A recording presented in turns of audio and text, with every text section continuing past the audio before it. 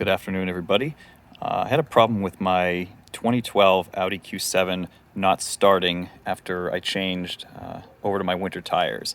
The car would turn over and barely catch, and after a couple tries, it didn't catch at all, and it just kind of kept cranking.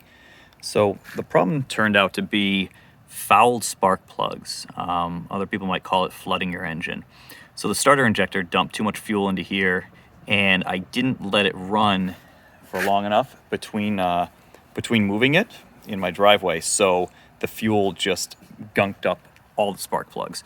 So changing out to new spark plugs seems to work okay.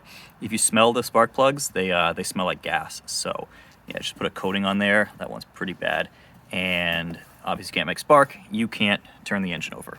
One thing to look out for when you're undoing the coil packs, there's a little tab here, there, and that catches on this thing right here. Just lift these little tabs up. You don't need to put a screwdriver in or anything. They're not under any sort of pressure, but I broke two of mine, so don't be like me.